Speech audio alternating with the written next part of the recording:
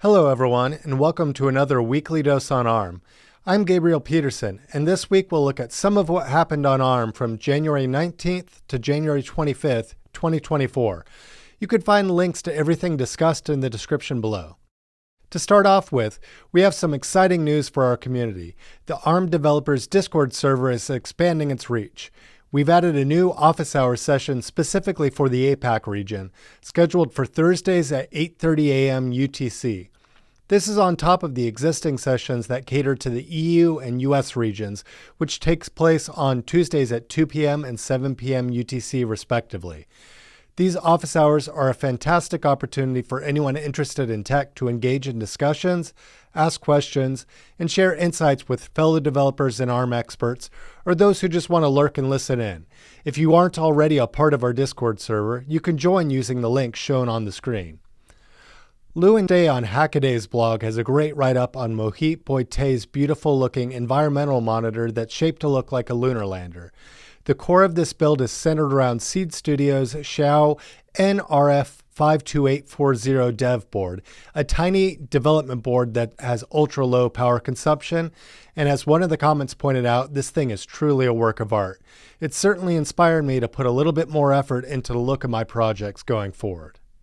On Raspberry Pi's site, Ashley Whitaker covers a Raspberry Pi 4 that has been running underwater for over 525 days. Featured at HZO's booth at CES, this setup highlights the potential of HZO's technology in creating ultra-thin coatings that protect electronics in extreme conditions. The usefulness of this in edge applications where ruggedness is a requirement is undeniable.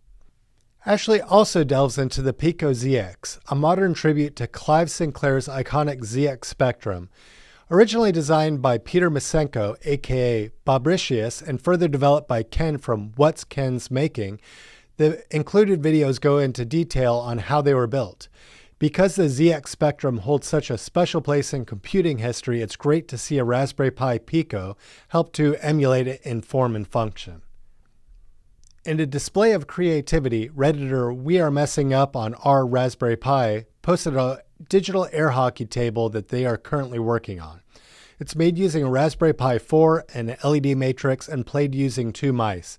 It looks impressive so far, and I can imagine the temptation of challenging friends for a quick game instead of focusing on further development. If you're on Reddit, I'd recommend checking out the post for more information. PiOS just showed off a video comparing their OS to Raspberry Pi OS running on the Raspberry Pi 5.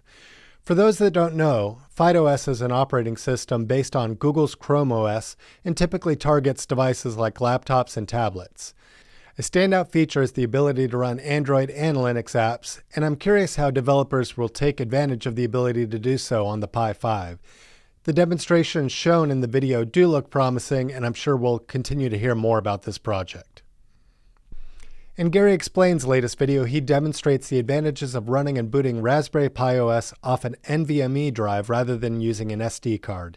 Utilizing an NVMe base from Pimoroni, he highlights significant improvements in storage-intensive tasks. I know that always having to rely on a micro SD card can be a pain, so I'd like to try this out. Go check out his video to find out more. Thanks for watching. As a reminder, links to all the stories talked about here can be found in the description.